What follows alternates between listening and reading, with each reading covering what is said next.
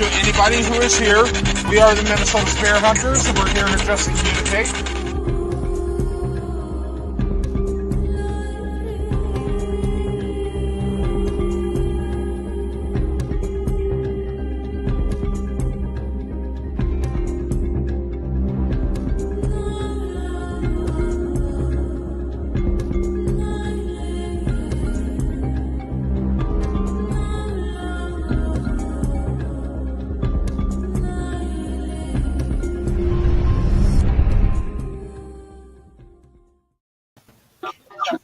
Hello.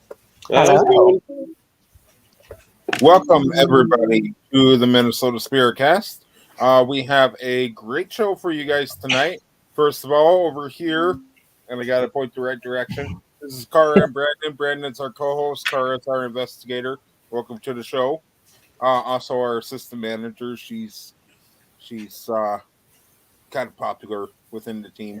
The bomb. What? Yeah. Mm-hmm. And then right down here, Mom. this is Rochelle. She's pretty dark tonight. Yeah, I'm dark. I'm here though. And of course, our amazing guest that we have not had on the show yet, but super excited to have you. This is Erin Bush. Welcome. Thank you. It's so nice to be here. Thanks for having me. Absolutely. And you know, we've had the show planned for a while. Mm-hmm. We booked a long time ago, and the day's finally here. So I know.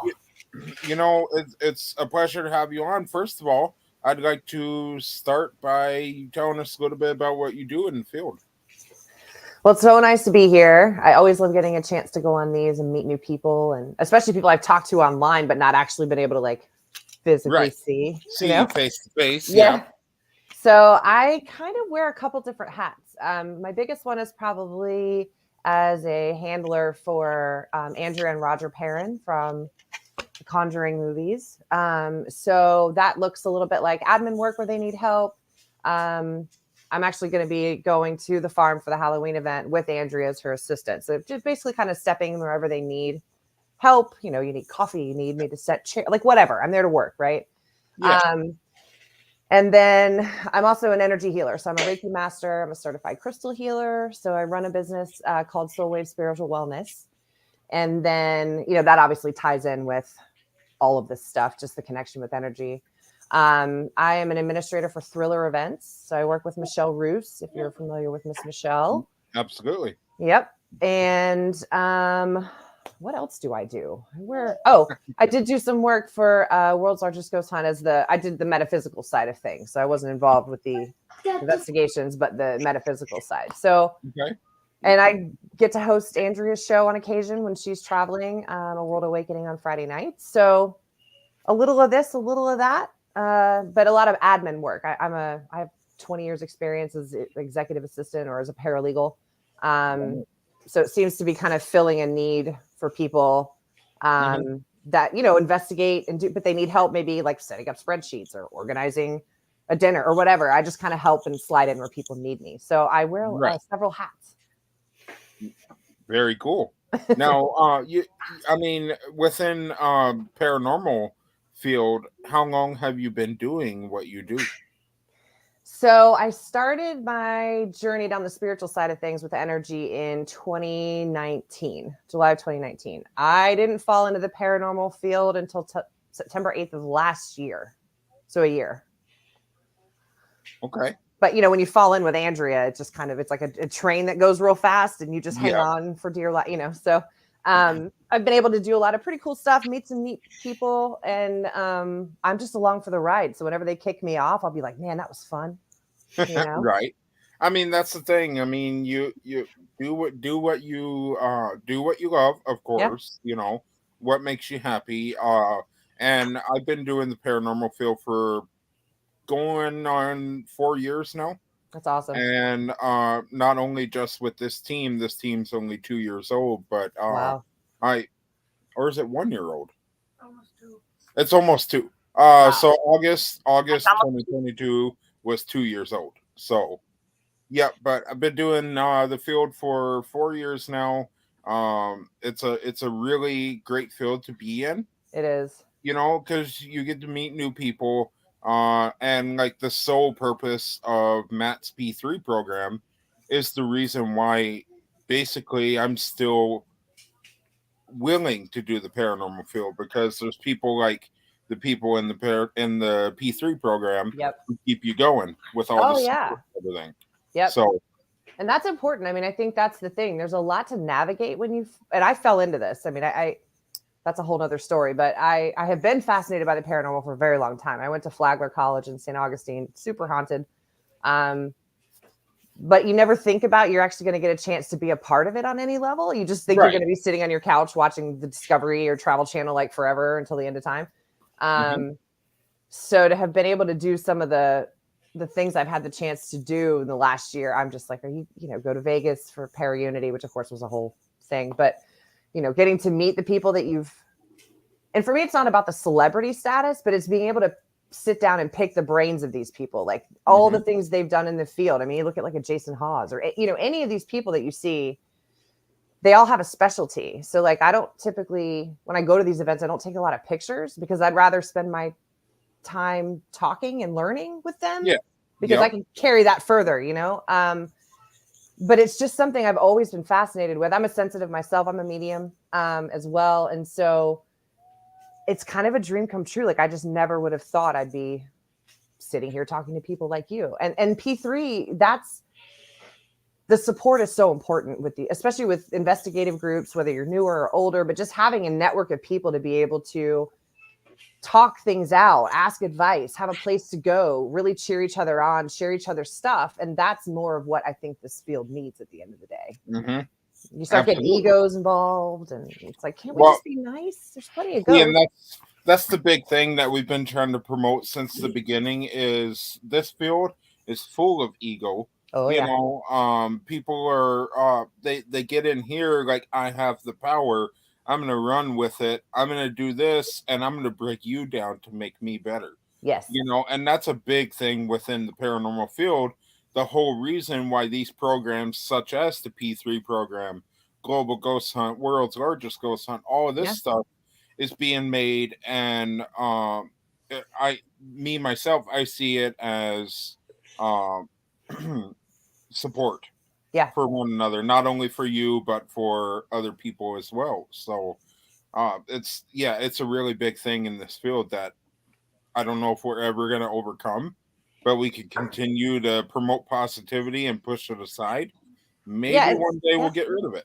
Well, we get to choose whose energy we give ours to. So, I would rather spend, I have a choice every day of where I'm going to spend my energy. It's sure as hell not going to be caught up in a bunch of drama and BS and egos. No. It's like, you know what? I don't need that. I get, that's the best part. We kind of get to choose who we interact with from an energetic standpoint, which is nice. And that's all there is to it. I mean, like I said before, great field to be in. Working myself, I have been doing medical field for the past like 6 years. Right. But doing, medical field and paranormal together, it's a full-time commitment, both of them, just the medical field alone is full-time itself. Paranormal, a lot of people would ask, why do you think it's full-time? Because you got so many different things to do. Ask Cara. Look how much paperwork I've thrown at her.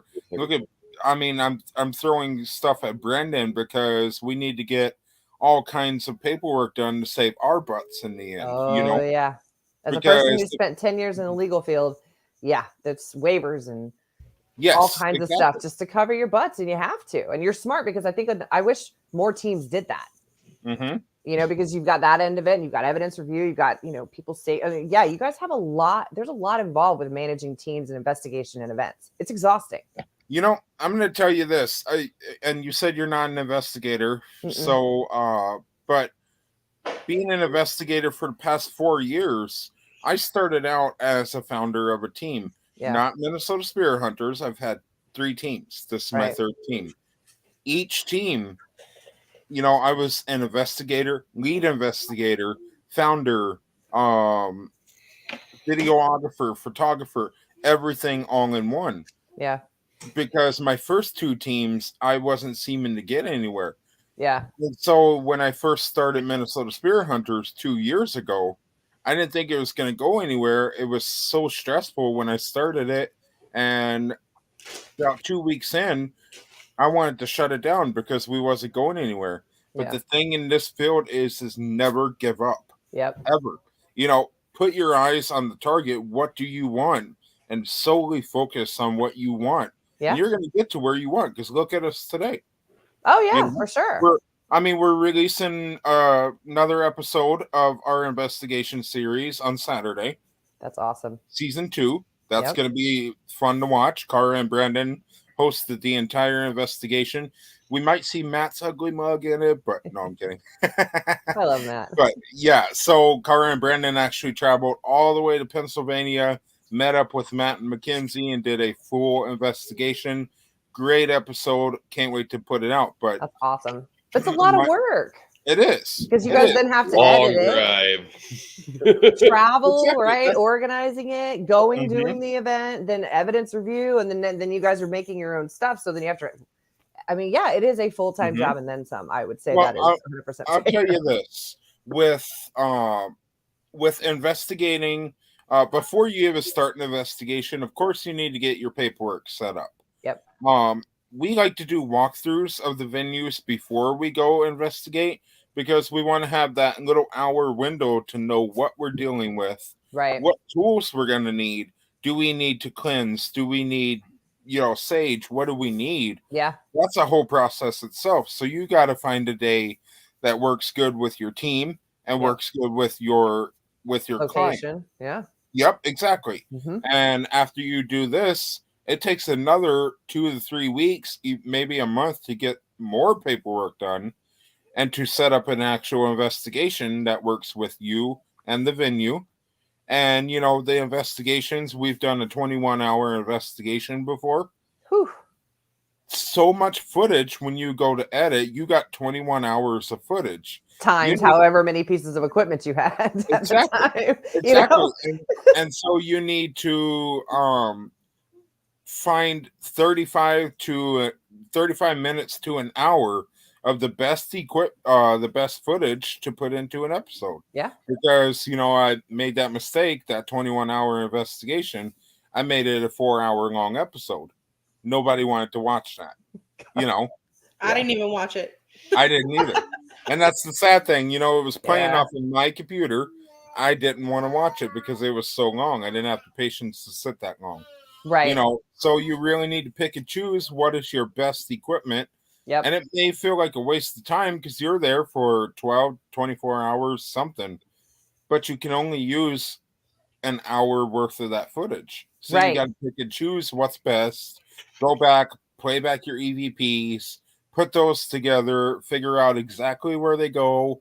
You got to make sure you have no copyright. So you got to make sure everything is copyrighted if you're going to use it. So I would say one episode or one investigation takes at least a month or more. I don't doubt it. I don't doubt it at all. I mean, it's a learning experience.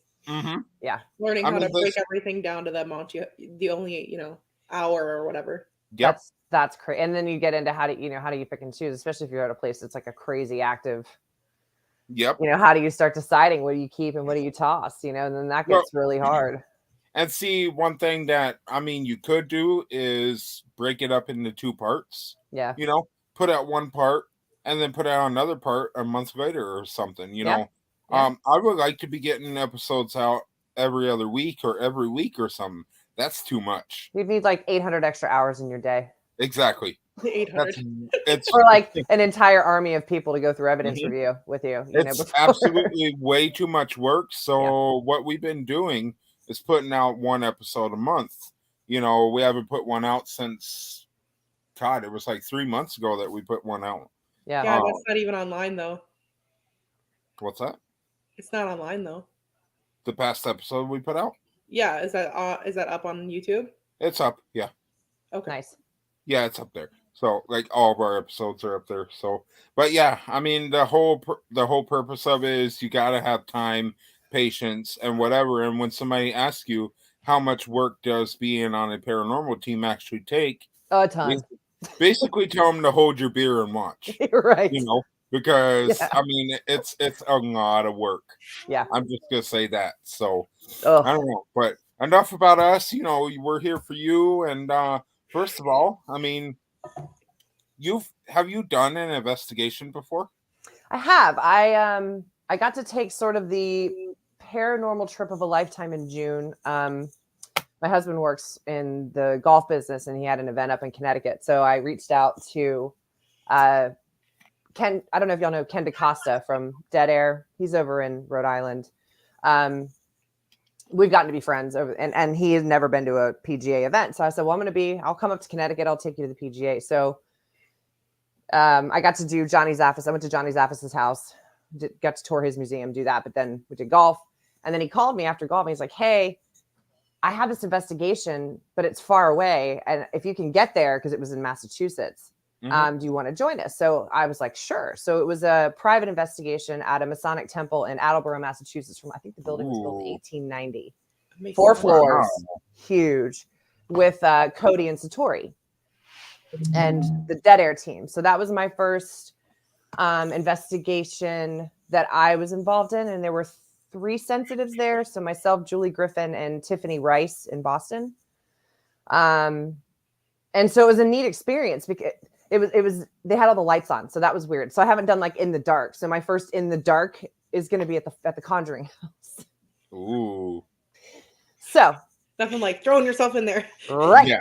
Roll right into the home, fire. right? Might as well just jump right into the fire. So, and then, I don't count the events that we do. Like if I travel somewhere with Andrea, because you've got 30 people in a room, and it's mostly people who are fans of whatever show, of whatever celebrities there. So it's really hard to kind of tap in, for me. Like I'm still new enough where I'm still trying to delineate in an event like that, what's mine and what's spirit.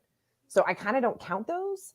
But if you do count those, St. Augustine Lighthouse here, a place in Savannah, Sorrel Weed House, and Davenport Road. So not very many, at all.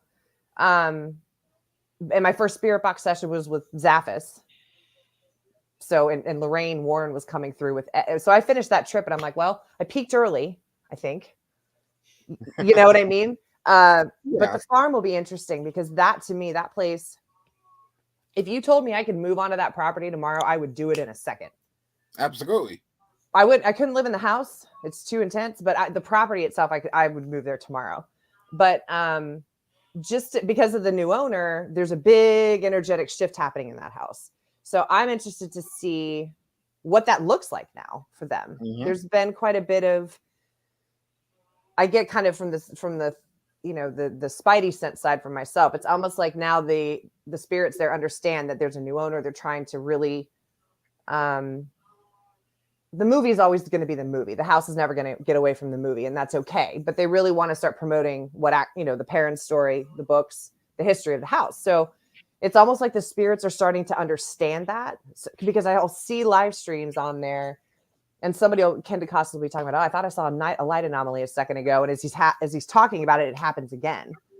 So it's almost like the spirits are starting to say, okay, well, let's help them validate what they're experiencing. It's crazy. So I'm going to get more experience, I guess. I guess I'm going to start off at the scariest one and see what happens. We're talking about the Conjuring house. Man, I would love to investigate there. That'd be so cool. Yeah. Eventually. They're showing the movie at the house for Halloween weekend. It's like a whole thing. Nice. So that's what with Anne. So watch The Conjuring at the Conjuring house with Andrea Perrin. I just get to go hang out.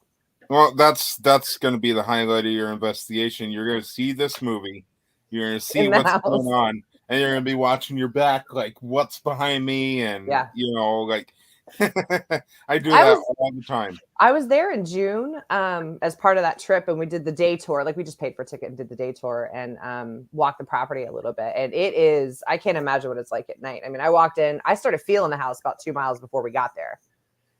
So, the stomach's just rumbling all day. You're like, oh, okay. And then the property's great, but you walk into the house and it is like a literal wall of energy, and it's not bad. It's not scary. It's just, there's just so much history there. It's just like layered.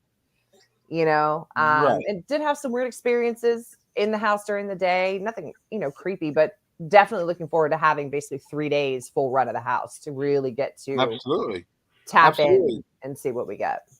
That's kind of like us at the Boyd House back last December. Yeah. It's on the outside, looks like such a small house. Yeah. But when you walk inside, it gives you the vintage vibe. Yeah. And you can tell there's a wall of energy when you walk in. Like you said, this house is I don't know how to describe it, but you can feel the energy when you walk in. You guys could correct me if I'm wrong. I don't know if you guys felt it or not, but when you walk in the house, you instantly feel it, and you're like almost cautious because for one, I mean, it's all locked up. It's so secure. It's ran by St. Croix Paranormal here in Minnesota, and they take such good care of the house. She's always there cleaning it. She's always taking care of it. Oh, Daddy, look. On the spirit side, you can feel the energy when you walk in. Yeah. The house is huge. If you ever come to Minnesota and do the Boyd House, bring a sweatshirt. When you go up in the attic, you're going to want your sweatshirt. No matter if it's summer or winter. If you're from the southern states, bring a coat. I know. I'm already like, for Rhode Island, I'm like, shit, I need shoes. Like, hey, Raymond, like actual shoes, like shoes that lace up, boots probably. I have a couple of sweatshirts, but I'm like, I don't think that's enough. So there's a trip to Old Navy or Marshall's in my future to find. It's going to be in the 30s, which is a cakewalk for y'all. Y'all are out there with a beer and a tank top probably. And I'm going, what the? Not quite. But below 70 down here, man, we don't know what to do with that. So, but I love fall. So get this. I grew up in Nashville, Tennessee. And I was there for a majority of my life. Yeah. And then I come to Minnesota in winter. Worst time to move to Minnesota, man. Yep. Because the thing is I was born in Little Falls, but as a baby, I was moved down south to Indiana, Tennessee, Kentucky, whatever. Right. So I didn't know what a Minnesota winter was actually like, No, nothing can prepare you for that, I don't think. The funny thing is that I have been to and from Minnesota 3 times. As a baby, I was moved down south to Indiana and all of that. And then in 2008, I came up to visit family and whatever in the winter. Yeah. And so we moved back down south, whatever, and spent probably the next 12, 13 years there. And then I come back in the winter. Yeah. Why do I have to keep coming to Minnesota in the winter? We went to Wisconsin a couple of years ago because we're obviously, my husband's side is huge Minnesota Vikings fan. And my husband's at the time stepfather is a Green Bay fan, but he had family out in Wisconsin. So we're like, let's go to Green Bay. Yeah. Yeah, we're all purple and gold up in our house too. So we go out to Green Bay, and I, of course, am like a child. It's January, so it's cold as shit. We brought what we thought was warm. And I'm the idiot who had steps warm. Right, warm. Because we were hearing from the people that live there, it's warm for January. But of course, I should have done my research. But whatever. So anyway, we get out of the airport, and the first thing I do is snow angel, right? Because I haven't seen snow in like 10 years. But we were talking because his stepfather had family that lived out there. And they're like, okay, well, tell us what you have for the game to watch the game, right? Because it was a night game. It ended up being almost like a playoff. This was, I think, in 2016 or 2017. And we brought our clothes out, and they were like, oh no, we'll be back in 30 minutes. They brought back all their snowmobile equipment. And I'm glad they did, because we would have frozen to death. I mean, I know it was mild for what y'all deal with, but holy sweet Jesus. And I don't drink. So I was absolutely, my husband and they're all just downing beers to stay warm, and I'm like, can I have my 427th cup of hot chocolate, please? That's mighty. You do hand warmers in your gloves. Oh, and the feet, the whole nine, girl. Your shoes. Yep. We looked like we were coming out of a snowmobile competition, but I didn't care because I was warm. mostly. Well, I'll never forget. During the winter, that's pretty much what we all look like. That's true. Well, it Right. was kind of funny. Back in 2021, it was December. My brother lives down in Indiana, and he watches this show sometimes. So if you're watching, then yeah, I'm telling on you. But he came up here in December of 2021, and it was a surprise visit. And they were calling for a major snowstorm on the weekend that he was coming. And I told him that. He still decides to come. Granted, he drives a little Kia Rio. Tiny, car. Not good for Tiny snow. car. No. But he drove all the way through the snow. Wisconsin was super bad when he was going through. And then he gets to Minnesota, and he gets here, and we're standing out in the driveway, and we're just talking, whatever.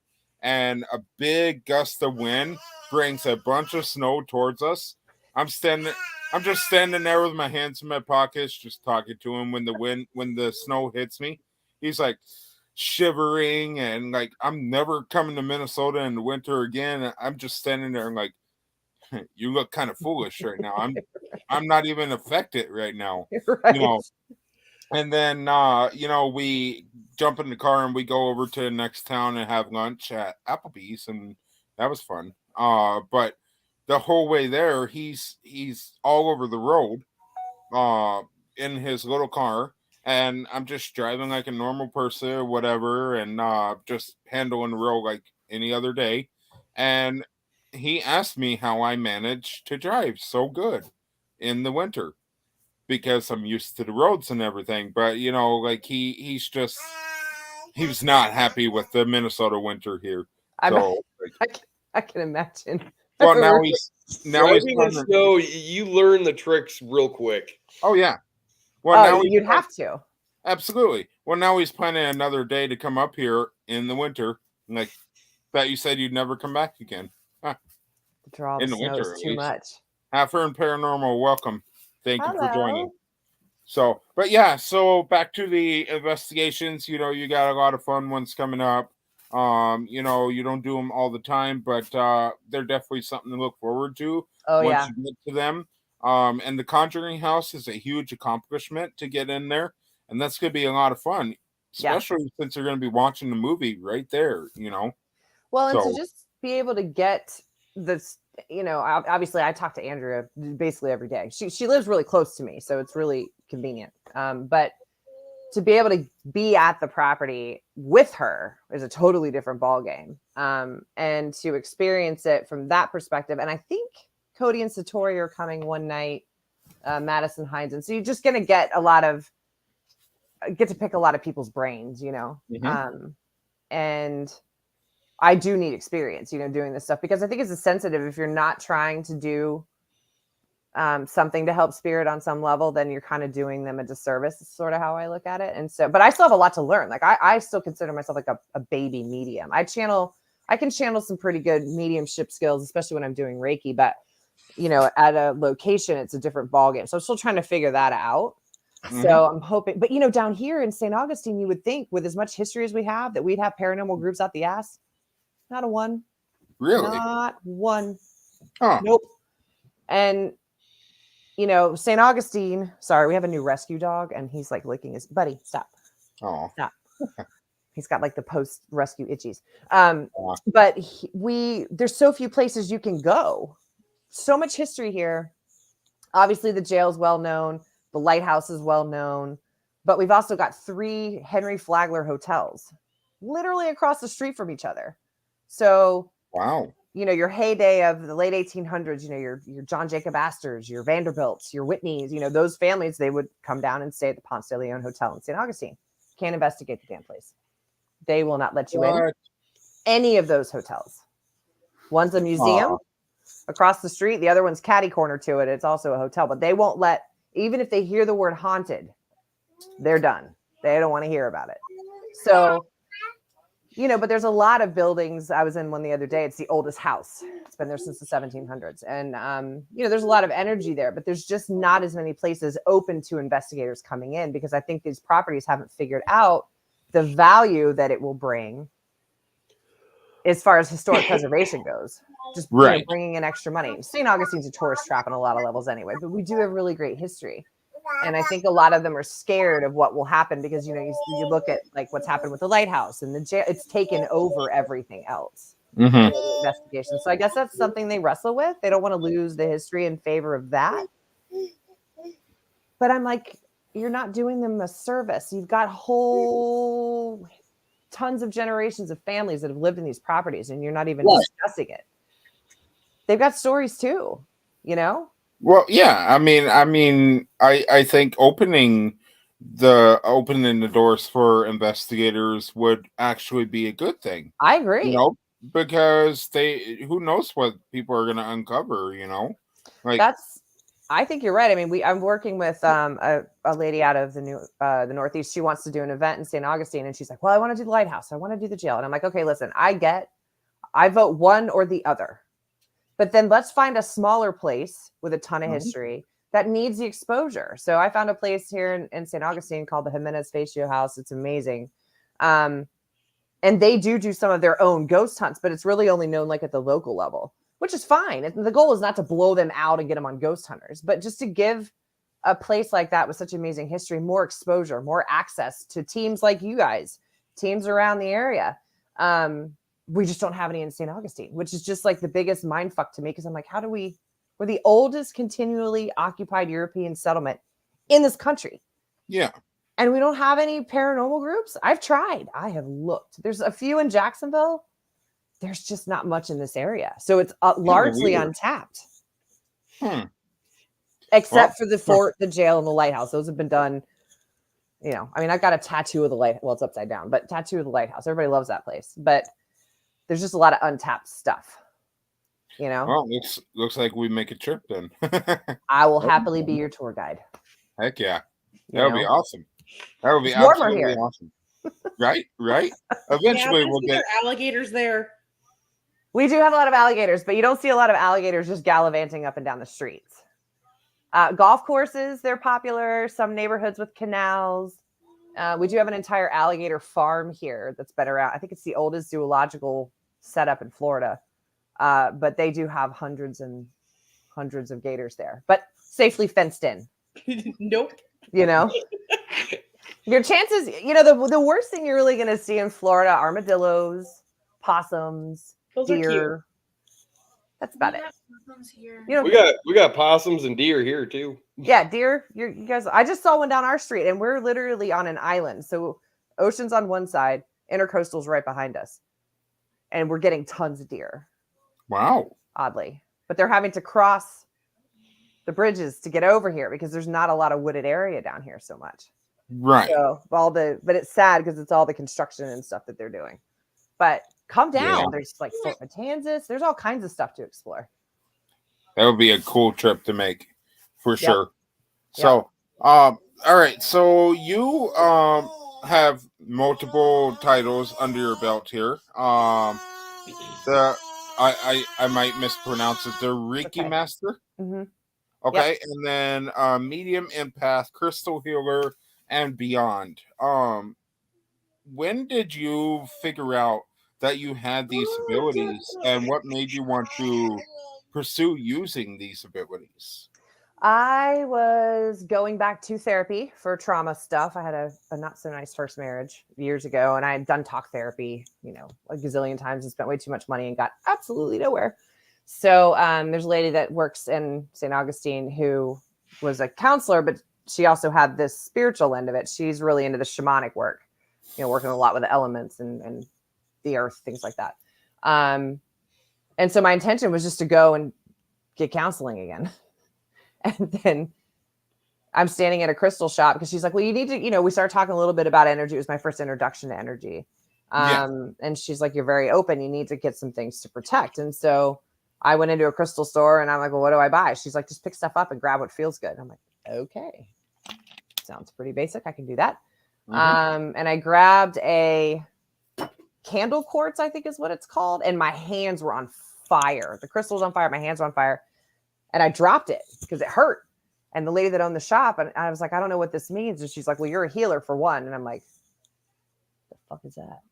and went back to the therapist, and she's like, oh, that makes sense. So anyway, it kind of started there. So it really started 2019 actually in therapy. And then I had been misdiagnosed bipolar in my early 20s. So I'd been medicated for a really long time. So when I was talking to her about that, she's like, you're not bipolar. You're clearly a highly tuned empath. You're like a sponge with everybody else's energy. So my personality would fluctuate based on who I was around. So Yeah. stopped taking the meds, started doing meditation, and she recommended doing Reiki just to kind of get my intuition under control. Cause I literally knew nothing about any of this stuff. Nothing. Mm-hmm. I knew what the chakra colors looked like, and I thought they were pretty because they were in color order, but that was it. So it was really, it just blew the doors open then. And I've just been on this voracious, learning. It's almost like going back to school for a degree that you're not actually going to get, but at least it's stuff that you're like, I'm excited about learning again. You know what I mean? Like, it's something that you're going to use every day. Right. Right. And so that's really how I got into it. So I really focused on, I got my Reiki certification for my master's in December of 2019. Then obviously COVID hit. So I shifted everything to online because you don't have to be in person. It's just as effective whether you're standing next to me or you're in China. It doesn't matter. And then at the time I was a paralegal. So after 2 years of COVID protocols in court systems, I was like, you know what? I can't, after almost a decade, I'm like, I can't do this anymore. Mm-hmm. I hate this, especially as a sensitive and you're dealing with families falling apart, criminals, drug. I mean, it just gets to be too much as a sensitive. Didn't matter what I did. I couldn't ground enough to be able to function. Right. And so I quit. And people are like, what are you going to do? And I'm like, no, we'll just see where the universe sends me. And then Andrea Perrin showed up, and then this train has just been speeding somewhere ever since. It's much more fun. But energetically, learning about how energy works for people, especially when you're talking about healing, helping people, because it's obviously not let me back the train up. For Reiki, I think there's a common misconception about people who don't know a lot about it or aren't in the field. When you're doing Reiki, you're just acting as a channel for source energy, right? You're not actually using your own energy to help people. You're just basically the battery, right? But what I started learning was the effects of energy on us, whether you're dealing as an investigator or you're in pain or you're having mental health issues or whatever's going on in life, it all ties back into energy on some level. So like the more I can deep dive into that, the more flexibility I have to be able to say, if they needed somebody to go do a baseline energetic reading, I can go do that at a location, or they need a clearing, I can do that.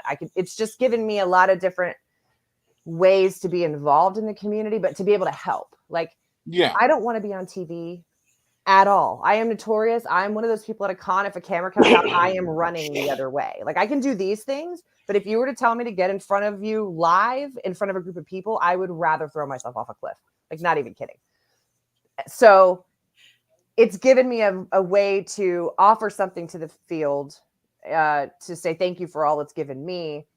But it's also allowed me to learn a lot more. I mean, to sit and talk to Johnny Zappas for several hours about energy, it's just given me a lot of really neat experiences. And I've just picked up so much more knowledge talking to people like you guys, investigators, researchers. It's always evolving, and I'm always learning, and energy ties into everything. So I'm like, well, fuck it. It ain't broke. Let's just keep going on this train and see where we end up, Right. Exactly. It's a hell of a lot more fun than law. I can tell you that. Oh yeah, absolutely. No one goes to lawyers because they're happy. She keeps saying train, and now I have a song stuck in my head. Which one? Crazy Train. Oh, now we're all gonna have that earworm all night long. It's the only way I can describe it, though. I feel like, had you told me I would be sitting here talking to you guys or doing any of the stuff I'm doing a year and a half ago, I'd have told you were out of your mind. Like, I thought, no, wait, hell. So to be able to do it, I'm like, well, I guess I'm on the right path because the universe just kind of keeps dropping me in these neat situations. So I might as well just stay on it, Mm-hmm. Absolutely. Well, definitely having ability is not only beneficial for investigation wise. I've been able to use my ability within an investigation Rochelle is actually gets to use her ability on every investigation. Nice. So it's nice to have those abilities. Sometimes they get to be too much, and I know Rochelle gets overwhelmed so many times. It happens. I mean, I just don't like everybody talking. Just if I'm gonna be open, I don't need everybody else talking around me and trying to deal with everything else around me when you're dealing with just what you need to. That's I agree with you, because I feel that, like I was saying at those events, there's everyone's super amped up, especially if you've got like a Sean Porter at the event or whatever, ghost stop. Right. Everybody's so excited already, and then so I'm the same way. I would rather be somewhere where it's quiet and there's either like one or two people and we're investigating is fine, but like it's too. I still have a hard time delineating whose is what. So I'm with you. I'd rather have quiet. Mm-hmm. Yeah, all the time. But I just, like I said, if there's too much going on, then you're supposed to be listening and tuning into the place and what's going on there, not what's going on with the people that are there with you. Right. Well, and I don't know about you. I mean, I think a lot of times, depending on the spirit too, you get information different ways. So one spirit may send it, visually through your third eye. One may download it. One may, make you feel whatever. But you're having to have all your senses heightened, so you're trying to pay attention to everything, and it's so hard to do that when people are talking. Yeah, right. Yeah. So the guys are learning. We have one guy. We kind of drag him with us because he's learned already. T is another one of our mediums, and she was with one day, and she just told him, "You're gonna have to shut up and walk with us. That's all you're gonna do." Yeah. And he's like, "Okay." Yep. So and that's what he did. And we could sit and talk about stuff, and they could film us doing that then. Yep, that's kind of what we did when we were in Attleboro with Ken's team. It was interesting with Cody and Satori, because they were like, we want to try something since there's so many sensitives here. Let's have each of you join us one at a time to see what happens to the circle as it. Because if you've watched them, all this tapping and craziness starts happening. But they are investigators, so they understand when you're trying to tap in, everybody just goes quiet. And I'm like, that's a thing you guys can do. People aren't just right. Yeah. Can I do more of these? This is great, Yeah.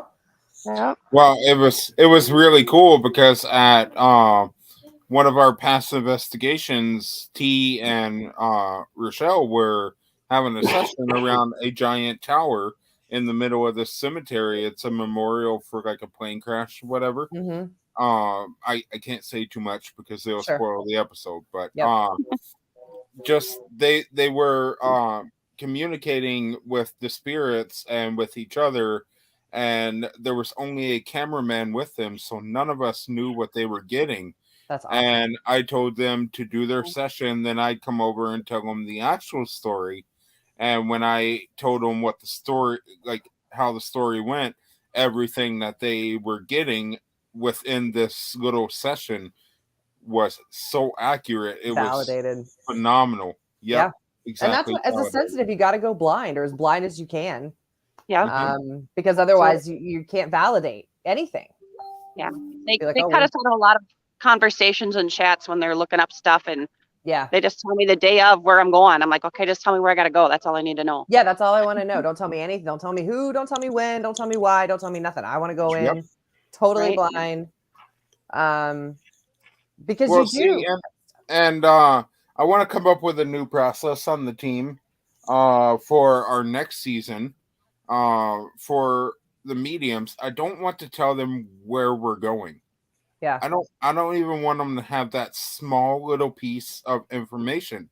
Yep. I want to just be able to give an address the day of that where we're going. Yep. Have them show up not knowing what it is, where it is, or anything about it. And I want to see if that affects their readings a little bit. Yeah, it was, it's interesting because we went, the place we were at, one of the places in Savannah we were at, it was a Paracon. It was a small one. And Cindy Keza was there. And I'm fascinated by that woman and what she does. But for the first time, I didn't know anything about this property. I didn't know anything about the history. I hadn't been to Savannah in, Jesus Christ, 25 years probably. And I go to walk through this door and it like bounced me out. Wow. I hit like a barrier. It happened at the Conjuring House too, but it like bounced me out of the room. And I'm like, what the hell is going on? So I finally was able to get in, and I'm getting all this, like, I get a lot of downloads, like information for me will come in words, but if it's repeated a lot, then it's important. And I kept getting childhood sexual abuse. I just over and over and over again, but I couldn't, one of the ladies that was with us, she had a bit of a history. So I didn't want to like out what I was hearing, but I'm sitting here doubting what I'm getting. I'm like, how the hell am I don't understand what's going on. So the next morning I ran into Cindy and I'm like, can I pick your brain? And I started to tell her about the room, and I went to tell her what I heard, and she said childhood sexual abuse. And I just went, she's like, that's why you go in blind. She's like, you didn't know anything about it. She goes, number one, get out of your own way, because I still really doubt my abilities on a lot of levels. Well, yeah.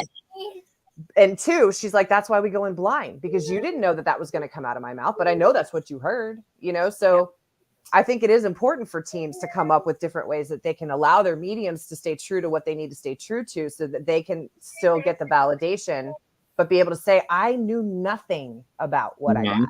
Here's the address they gave me on your phone or whatever. Everything else is just pure validation at that point. Yeah. You know? And that's the thing, you know, you want the mediums to have little to no knowledge of the venue whatsoever. I don't care if it's like a castle or if it's a cemetery or a little hole in the wall. I don't want them to know anything. Right. And so I want to test that theory of not telling Rochelle or any other mediums what the venue is. Yeah. And just I think that's smart. Yeah. And just give them the address. And I want to see if that affects their readings a little bit. Yeah. So when we went to the old house, they were talking about, well, you know, after we got all done, they're saying all the stuff that happened downstairs or whatever, blah, blah, blah. And I said, even before as soon as Marcus said something like, you need to not say another word. He's like, why? I said, I already know something's upstairs, 4th floor. He's like, I said, it's just 4th floor, but it's the attic. That's what it was. But I already knew. So. Right. I had a guy he's in South Florida, and he had seen me on, I don't know, some show that I had done, and he was like, I'd love to have you come investigate with us down in South Florida. And I had just been to the Keys, and I knew the area he was talking about, and I'm like, well, okay, let me know when it happens, because it was several months away. I'm like, but don't tell me anything. I don't want to know the city. I don't want to know what kind of location. So for a week, he's texting me all the information, and I just said, dude, I can't join you. I asked you not to tell me. Now my information is not going to be any good for you. Right. Because you've already given me what they're experiencing, who the spirit, like I can't operate like that. I offer you literally nothing. And now it's just going to cost me money to go down when you already know the history. So find yourself a sensitive and don't say anything, you know? Yeah. Yep. Right. Exactly. Just don't say a word. Exactly. You know? Absolutely. All right. So we're going to take a short intermission. I said it right this time. So we're going to take a short intermission. When we come back, we're going to talk about a few things such as your time with the world's largest ghost hunt, also thriller events, and all the other things that you're involved with. Also, we're going to give the floor to Rochelle, Cara, and Brendan while I do some moderation for the show, get Erin's links out and everything. If you guys haven't already, check down below for all of Erin's links. Everything you need is down below. Go show some support and love. So give us 5-6 minutes. We'll be right back here. Don't go anywhere. Brilliant.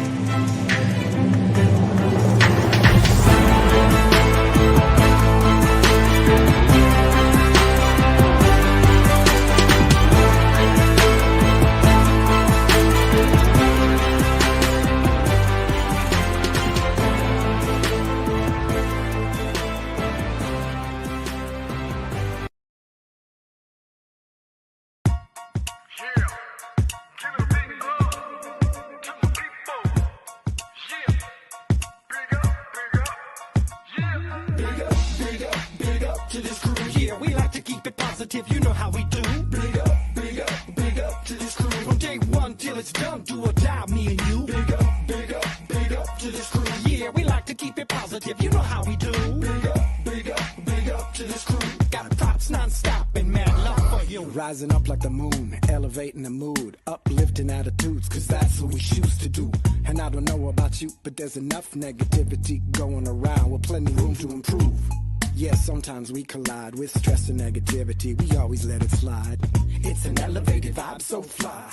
We touch the sky every time we ride. Big up, big up, big up to this crew. Yeah, we like to keep it positive. You know how we do. Big up, big up, big up to this crew. From day one till it's done, do or die, me and you. Big up, big up, big up to this crew. Yeah, we like to keep it positive. You know how we do. Big up, big up, big up to this crew. Got props non-stop and mad love for you. Now roll back time, tell me what you find. You're gonna see the same sucker MCs on the sidelines. In the fourth quarter when it's do or die time, that's when this crew is inclined to go prime time. From day one straight till it's done, but you all know full well that we only just begun. Yeah. We stick together, one for all for one. When it gets heavy, no, we don't cut and run. Crazy thinking about the places that we've been. Now I could tell you stories that'll make your head spin. But like I said, straight, thick or thin, there's so many memories giving me silly grins. So please allow me to introduce to you my one and only homies, yo, I love this crew. So please allow me to introduce to you my one and only homies, yo, I love this crew. Big up, big up to this crew. Yeah, we like to keep it positive. You know how we do. Big up, big up, big up to this crew. From day one till it's done, do or die, me and you. Welcome back to the show, everybody. We are here with special guest Erin Bush. Before the break, we were talking about tapping into abilities and gifts within investigations and beyond, and lots of other stuff.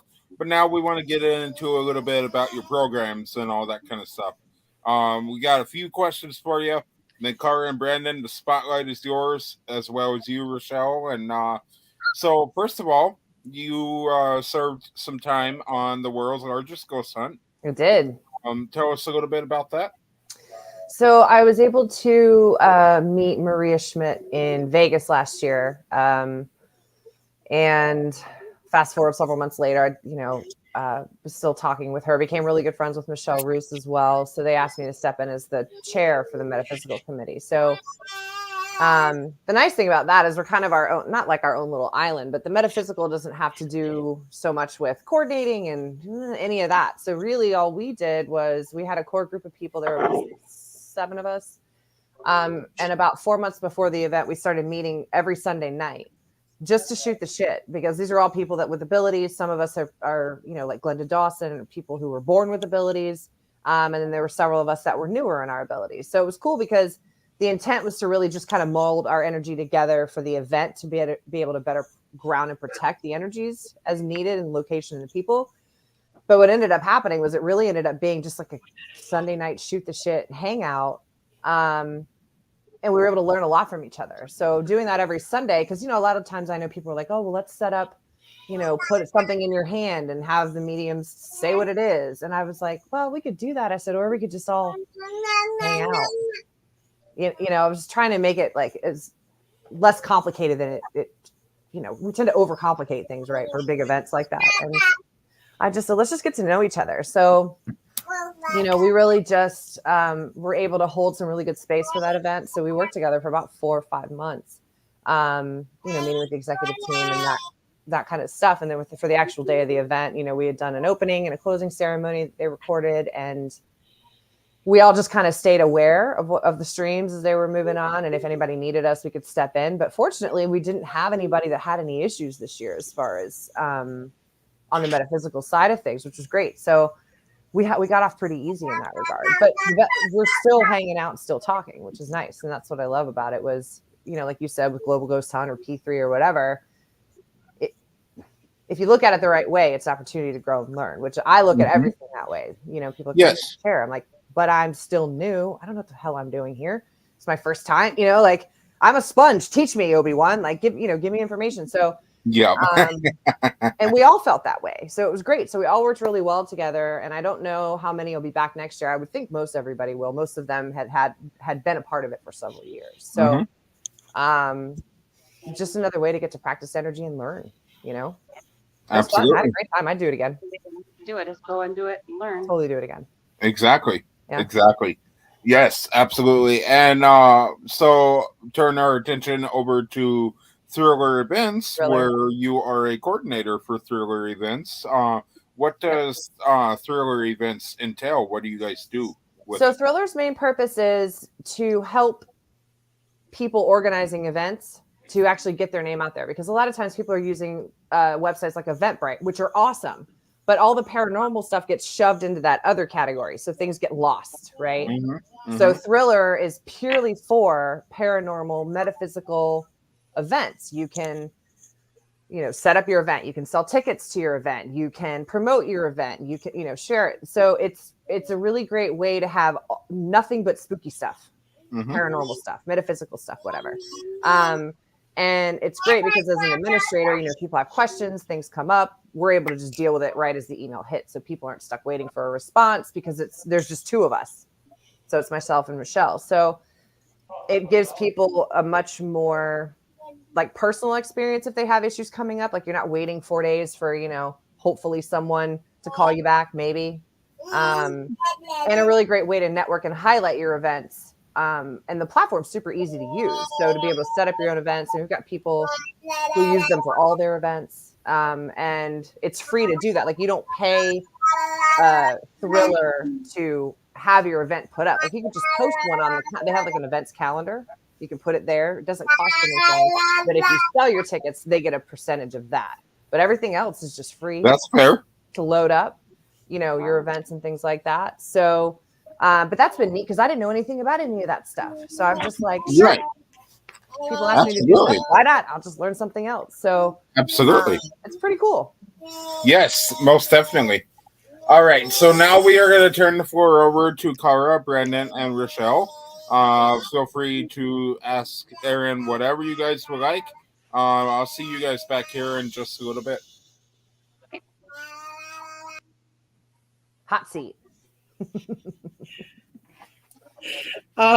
So most of my questions jump to the Reiki stuff. I'm super interested in that. So I was told by a couple people that you had to be in person for a specific amount of time of it when you're learning. Nope. But then you had said you could do it online. So what I had done, I learned it. Are you familiar with, I don't know if it's pronounced Udemy or Udemy. I don't know how you do it, but it's a website where it's nothing but classes, right? So the lady I work with is actually out of Australia. So it is all online, but it's like an honor system. So you have to still do X amount of this kind of healing, X amount, you can't just, you could, I guess, bullshit your way through it, but then it won't work. But it really is how much effort you're willing to put into it. I'm also of I have kind of a weird stance on things. Like I keep my session costs, I try to keep them really low. So mine are like $60 a session, right? I know some people that will charge $250 to $300 a session, which is fine. That's great. If you can get that kind of money in and do it, by all means. But I think what happens is a lot of people spend a lot of money on these Reiki schools and they dumped all this money in. And I think a lot of times they're taught that you have to charge X amount of money and you have to be in a session for X amount of time. But I don't know that that's necessarily true, because I'd rather have people have more access to it than try to break them for a session, But for the Reiki, I think it's just as effective online, because really what I look at it, if you're interested in learning about it and possibly taking classes, I look at it as it's a foundation. Like my Reiki when I first started looks nothing like the Reiki I'm doing now, right? But it's a really good base builder of how energy works, how you channel it, which symbols serve which function. And it's great for everything. It's great for stress. It's great for depression. It's great for pain, not sleeping. They're using it in cancer hospitals, hospice hospitals. It's becoming something that's much more widely accepted, because I think a lot of people are desperate for an alternative to having to keep popping more pills, because that's the solution to everything. Right? So, and I'm not I'm a saying pill medication's bad. It's not. But everybody's solution is to, just take a pill for it. It's like, well, at an energetic level, your body is still storing old stale stuff, whether it's trauma or just negative stuff you picked up from other people. Medication's not going to get rid of that. You have to come up with a way to actively release that energy from your body. And that's where somebody like me steps in. I basically say, listen, I just want to get you cleared back out. It's a marathon, not a sprint. Probably take a couple of sessions, but I promise within 2 to 3 sessions, you are going to feel better. And what I was finding, especially people with chronic pain, back pain, joint pain, pain, when they started working with Reiki and they started trying to do I only offer tools I've used, basic stuff. A monkey could do it. Let's be honest. I'm not the sharpest tool in the shed sometimes. So I needed simple. But as people were doing these sessions, they started noticing, oh, my back doesn't hurt anymore. My arms aren't hurting anymore because you're getting that energy out. So now it's not being stored and causing you pain, right? So it's when you start learning about it, and if it's something that you're interested in, the simplicity of it's almost mind-blowing because it's not rocket surgery. I mean, it's just literally learning how to channel energy for the benefit of other people. And then you put your own spin on it. Like I work with a lot of blue energy. I was given that. Spirit gave that to me. I actually think it was UFO as a gift. But I was given this very specific visualization for people with chronic pain that I use. Works wonders. I don't know why. It's not energy that I'm channeling. It's just a visualization method, but it seems to work for people. So for me, it was trying to understand energy, but then it's also such a great way that I can give back, So I say, if you're going to do it, I'd say do it. And I wouldn't scoff. I will happily send you the lady whose classes I took online. And depending on the time of year, you can get really good deals on them. But I've got like probably this much stuff that I printed out. She has workbooks and it's like a legit thing. Yeah. I could definitely send that to you. It's awesome. I love it. It changed my life. I mean, I do it on people all the time. Dogs. I've heard a lot of good things. I recommend definitely do it. For sure. You have anything you want to ask? When you've been on investigations in the past, have you ever used any equipment? I have not, but I'm dying to try an Estes method session. I want to do that so badly. Those are fun. Dying to do it. So I'm hoping maybe I get to do that over Halloween. But Estes method is what I'd want to try for sure. Well, for that, all you really need is just a spirit box and headphones. And make sure that you get the noise canceling headphones. Okay. Absolutely. Well, I'm hoping because Ken DaCosta is going to be there. So hopefully he's bringing some of that with him. I'm going to text him and be like, hey, dude, if there's a time allotting, of course, because if it's crazy and they need me to just work, that's fine too. But that's one I really wanted to play with. And I would love to also try the laser grids. I think are fascinating. I love the tech. I think it's fascinating. I just don't know how to use it because I think I'm so used to using this as a tool, but it would be neat to try to validate things yourself using equipment. So whatever they want to let me play with, I will totally play. I'll just try not to drop anything because I'm real clumsy. So, but I've found most equipment's pretty dang sturdy. It's like they expect all of us to drop stuff. That's good. I have to have actually, my husband's like, what kind of phone do you want to get? I'm like, whatever's the oldest and whatever I can just beat the shit out of. I don't care what flavor it is. Just something that will withstand my chaos and clumsiness. Very good. Well, the laser grid, that's really usually not all that hard. Usually that, you're usually setting up where you can see movement and whatnot. Yeah. The only thing with the laser pens is if you do have the problem we came across was we had in the attic at the Boyd house draining the batteries super quick. Like we put new batteries in and 2 minutes later they were dead. Oh. So we kind of counter that now with the EM pump. So we push out energy and then we try again. So it stops draining our batteries. Does that seem to help too? The basement wasn't bad with that one, though. Say that again? The basement wasn't bad with the laser grid. That stayed on pretty good down there. So put it in that one room. Yep. I'll try anything. they'll let me play with. I'm not. Just don't get zapped. EM pumps. Right? Yeah, I've heard that about those EM pumps. Those in the, what's the other one that can screw you up? The ionizer, the air ionizer? Doesn't that make people kind of like dizzy and can make them kind of lightheaded and squirrely? I don't even know what that is. It can. It can make it, yeah.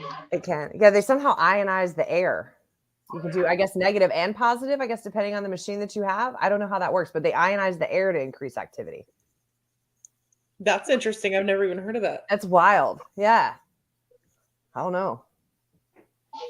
Something I have to look up now. We haven't gotten that advanced yet, but yeah, I've No. seen them and I've seen people use them before. Yeah. I feel like it's like huffing a bunch of ozone. Is kind of how I envision that working. You know what I mean? Like, don't stand too close when you turn that shit on, or go sit down. You know what I mean? I'm sorry, you have me laughing backstage here. You don't care what flavor phone you get. Preferably not an apple, but any other flavor is fine. Yeah, We're we don't Android like nerds. Yeah, flavor. Right. All right. You guys got anything else for her? I don't. Nobody asked me questions. Yeah. Sorry, you guys asked my questions. Sorry. All right. Well, I guess it's time for the big event of the show, and we've never done this with you, so this is going to be fun. What are we doing?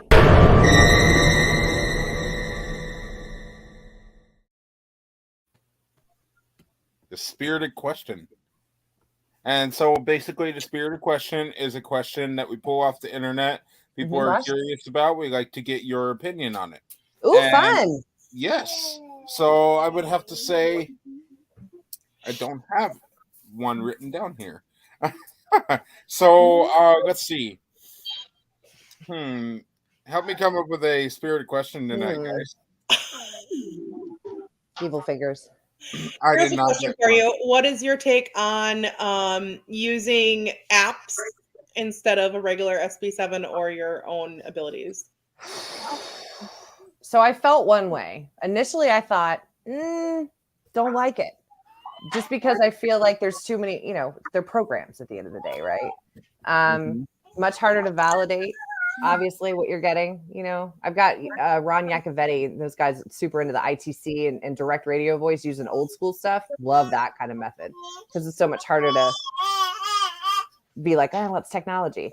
But then Johnny Zaffis uses an app for his phone for Spirit Box. So I'm like, well, maybe.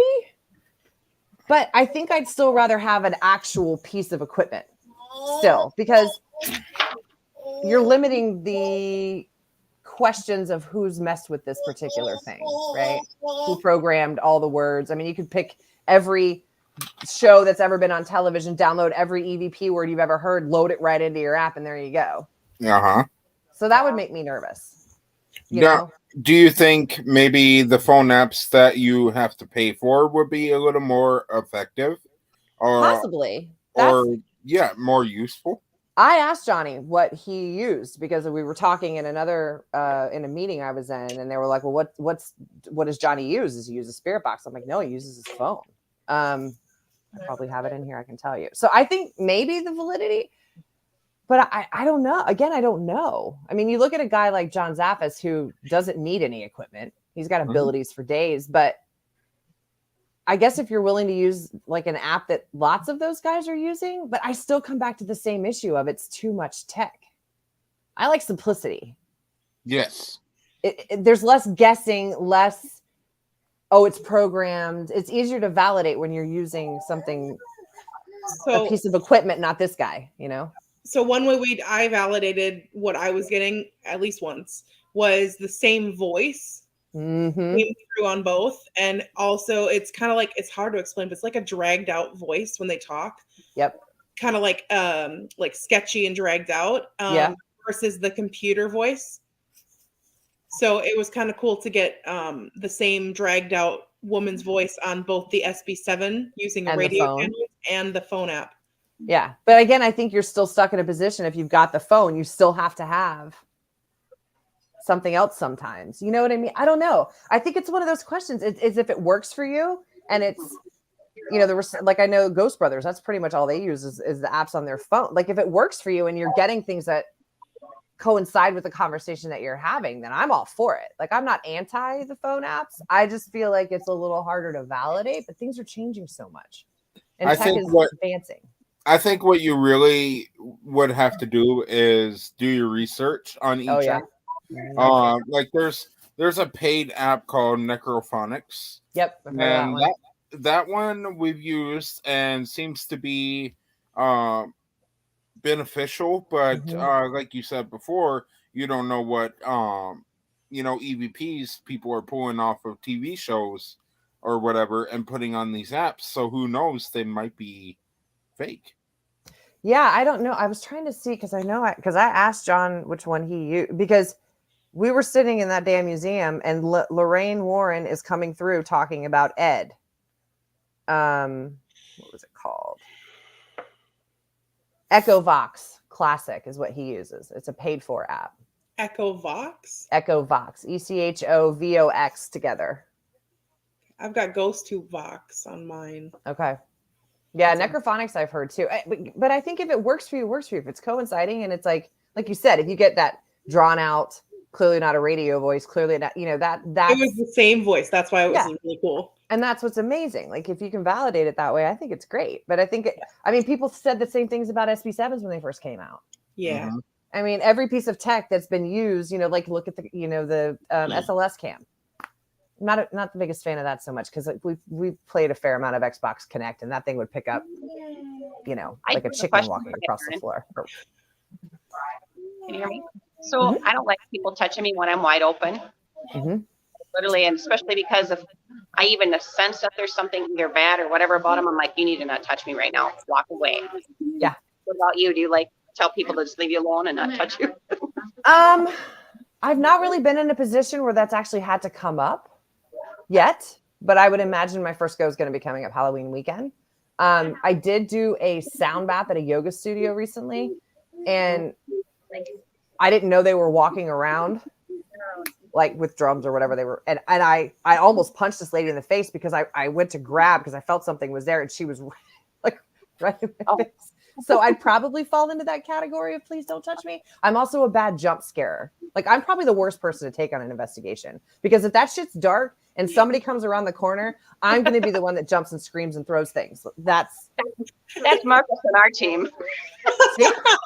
Okay. All right. Everybody needs one, right? But I don't know that I'm the best person, probably also lack of experience to take on an investigation. But yes, typically I think I would fall into the same category as you, Rochelle. Like just give me my space. Let me do my thing. Yeah, because when you're that open and somebody's touching you, you're like, I don't want to know what's up with you. Just don't come by me. Right. Well, and you don't know if it's spirit touching you or if it's human. Like just leave me in my little Taurus field here and just let me be in it by myself. Yeah, right. I agree.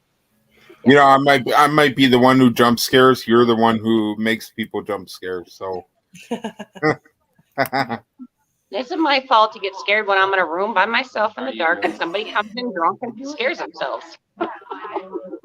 Funniest story ever. What? Yeah. I mean, I'm sorry. It was funny. Cara and Brendan, you guys wasn't with us yet, but Go ahead and tell it. Okay, so we were at this haunted motel here in Minnesota called the Palmer House, and we were in the kids' room. Me and Rochelle were going to do a session in there, but I had to run back to the room to get like an IR light for the camera or whatever to lighten it up so we could have the lights off.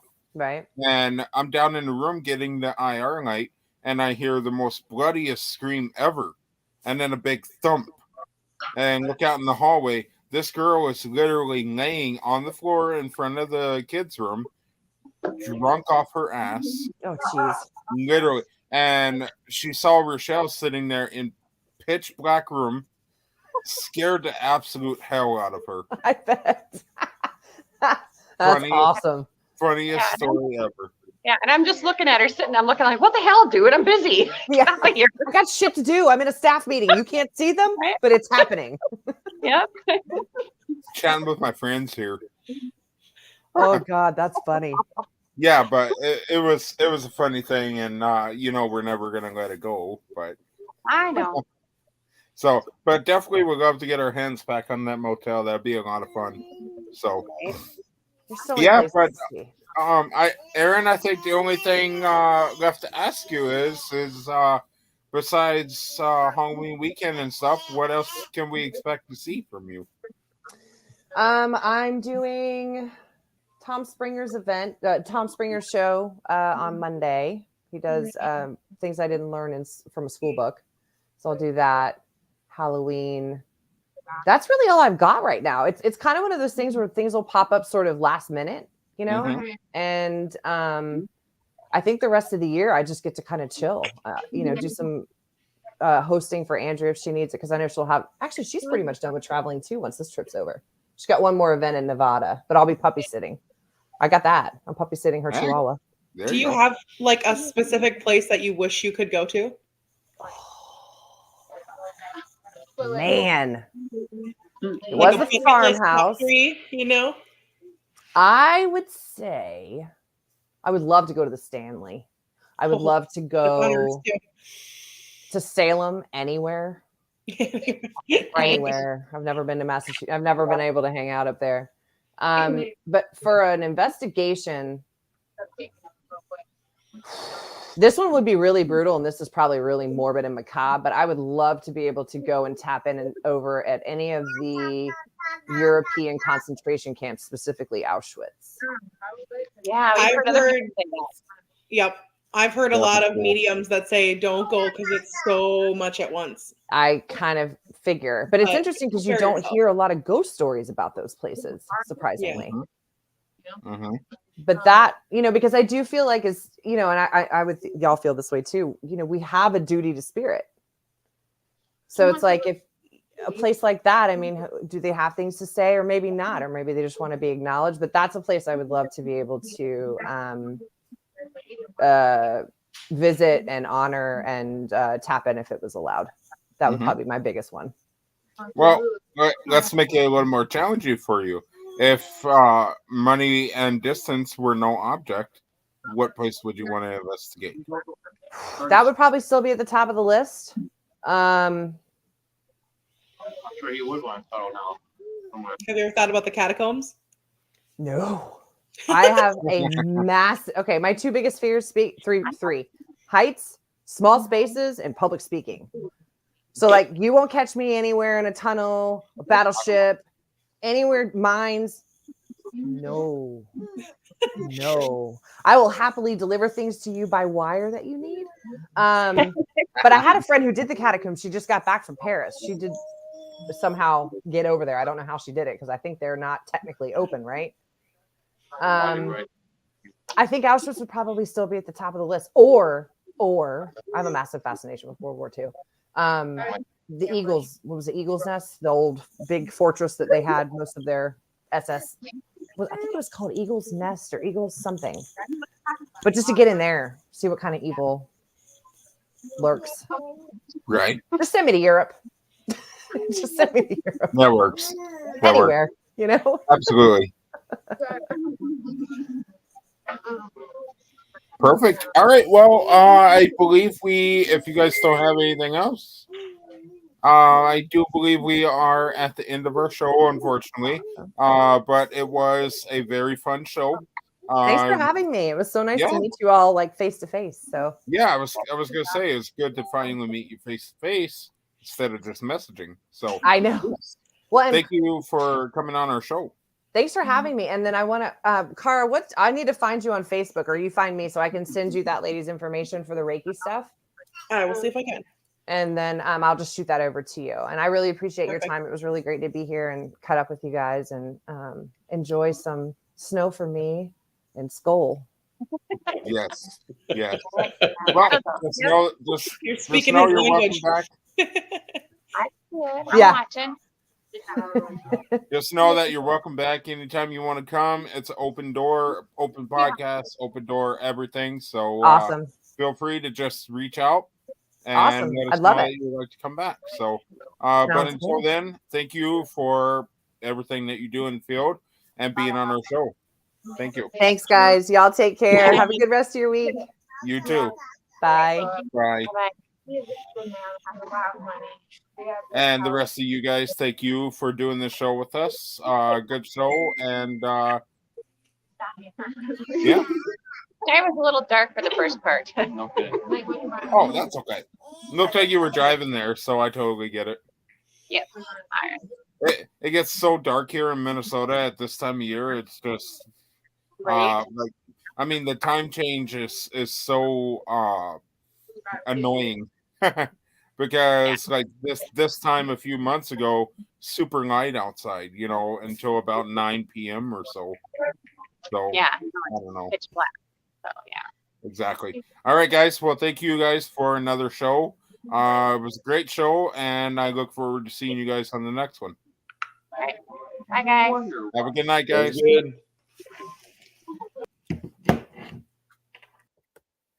All right, guys. Thank you for watching our show. Check out everything that we have down below for Erin and beyond. Check out our sponsor, dscoast.com. Use code MNSH for 10% off. And also Paranormal Consultant. Check out the Global Ghost Hunt. 10 days, two events, 10 days, full team support, full location support. Check it out. We'll see you guys next Tuesday with I don't remember who our guest is, but we'll see you next Tuesday. Until then, happy hunting.